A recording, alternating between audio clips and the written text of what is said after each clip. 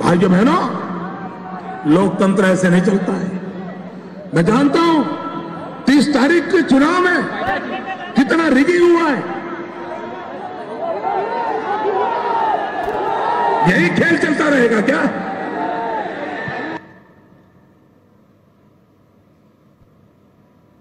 मी काय वेगळं बोलतोय? त्यावेळेला ते गुजरातचे मुख्यमंत्री होते, त्यावेळेस त्यांचं भाषण आहे. आज ते स्वतः पंतप्रधान आहेत. आम्ही काय वेगळं बोलतोय? की सत्ताधाऱ्यांचे, या निवडणूक आयोगाला आम्ही पण तेच सांगतोय, तुम्ही सत्ताधाऱ्यांचे गुलाम नाही आहात.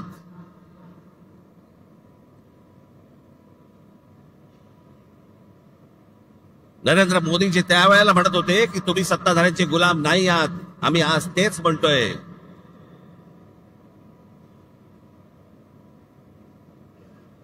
आणि ह्याची हिंमत पर्यंत कुठपर्यंत गेली आता इथे महाराष्ट्रामध्ये? सत्ताधारी पक्षाचा आमदार स्वतः सांगतो की मी माझ्या निवडणुकीला 20,000 मतं बाहेरून आणली. जाहीररित्या भाषणामध्ये बोलतो. पैठणचे आमदार आहेत भुमरे म्हणून, त्या दिवशी त्यांनी भाषण केलं आणि त्या भाषणामध्ये त्यांनी सांगितलं. मग शिंदेने त्याला काहीतरी डोळा मारला का काहीतरी केलं की दाढीवरनं हात फिरवला. मग लगेच तो बोलला नाही, जे बाहेर गेले होते स्थलांतरित होते त्यांना मी आणलं. बघा तुम्ही तुमचंच बघा. पैठणचे आमदार विलास बापू भुमरे यांनी भाषणामध्ये बोलताना त्यांनी विधानसभा निवडणुकीत 20,000 मतदार हे बाहेरून आणले असं सांगितलं. मात्र शिंदे यांनी इशारा करताच विलास भुमरेंनी सारवासारव केली. मतदान बाहेरून आणलं म्हणजेच स्थलांतरित मतदार होते, त्यांना मतदान करण्यासाठी विधानसभेच्या वेळी आणलं असा खुलासा किंवा सारवासारव त्यांनी केली. त्यानंतर सभागृहामध्ये एकच हशा पिकला.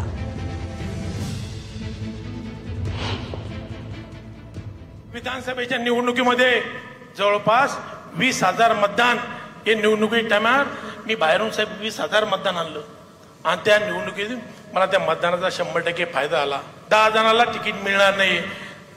सर्वजण त्या पदाचे उमेदवाराचे कॅपेबल असतात.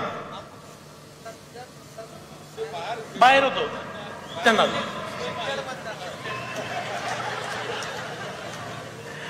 माझ्या मतदारसंघातलं 20,000 मतदान हे बाहेर स्थलांतरित झाले होते. त्या लोकांना मी मतदानाच्या दिवशी घेऊन आलो साहेब.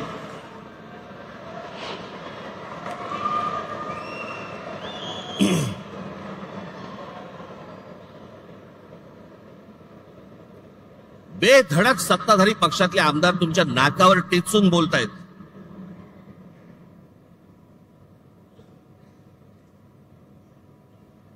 महाराष्ट्रातल्या सगळ्या मतदारांचा अपमान हे भर व्यासपीठावरती करतायत की आम्ही 20,000 मतदान बाहेरून आणलं. प्रत्येकाने सांगल्यात, त्यातच सत्ता उभी राहिली.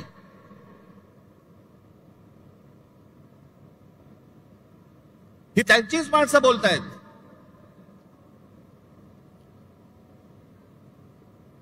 आणि निवडणूक आयोगामध्ये घोळ आहे, निवडणूक आयोगाच्या यादीमध्ये घोळ आहे.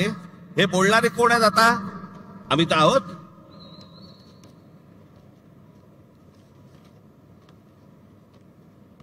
मी अजून 3 व्हिडिओ आणलेत. एक आहे सतीश चव्हाण, अजित पवार गट. दुसरे आहेत संजय गायकवाड, एकनाथ शिंदे गट. आणि तिसरे आहेत मंदा म्हात्रे, हे भाजपचे आहेत. हे तिघेही आमदार आहेत. तिघेही आमदार आहेत. हे तिघेही काय बोलतात ते ऐका. या सगळ्या संदर्भात सत्ताधारी आमदारांनी नेमकं काय म्हटलंय बघूयात. गंगापूर विधानसभा मतदारसंघात जवळपास 36,000 नावे दुबार आलेली आहेत. खरं तर मतदार याद्यांपासून ते निवडणूक निकाल लागेपर्यंत सगळे काम पारदर्शकपणे पार पडण्याचं काम हे निवडणूक आयोगानं करणं अपेक्षित आहे. त्यांच्या डिप्टीला महसूल खात्याची मशिनरी असते, परंतु ही दुबार नावे शोधण्याचं काम हे राजकीय पक्षाचे कार्यकर्ते करू लागले. विशेषतः रांजणगाव शेणकुंडी सारख्या वसाहतीमध्ये मोठ्या संख्येने मतदारांची दुबार नावे आहेत. मयत झालेल्या एक प्रसिद्ध व्यक्ती आहे, माजी पंचायत समिती सदस्य गंगापूर.